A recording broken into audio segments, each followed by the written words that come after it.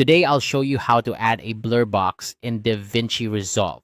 Whether you're a seasoned video editor or just starting out, learning how to blur specific areas in your video can be incredibly useful.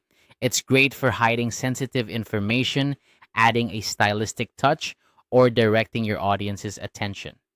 So let's dive right in and get started. First, you'll want to navigate to the color page.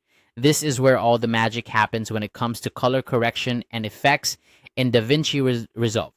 The color page provides a comprehensive set of tools, and for our purpose, it's the perfect place to add a blur effect to your footage.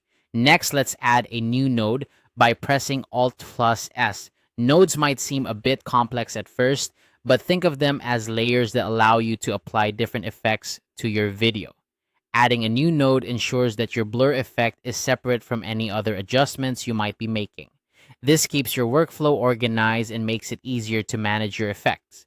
Now, within that new node, click on the window tool. You'll notice there are different shapes available like circles, squares, and even custom shapes. Choose the shape that best fits the area you want to blur. This flexibility allows you to precisely define the region of your video that needs the effect. Once you've selected your shape, draw your box over the area you want blurred. This step is crucial as it determines exactly which part of your video will be affected by the blur. Now let's head over to the blur panel, which you can find by clicking the teardrop icon. This tool is specifically designed for manipulating the softening effects in your video. Here, you'll want to increase the radius slider. As you do this, you'll notice the area within your drawn box begins to blur. Adjust the radius until you achieve the desired level of blur. You have complete control over how subtle or intense you want the blur to be. Finally, if the subject you're blurring moves throughout the video, you'll need to use the tracker to follow it. The tracker is an incredibly powerful feature that allows your blur box to move in sync with the object, ensuring the blur remains over the intended area.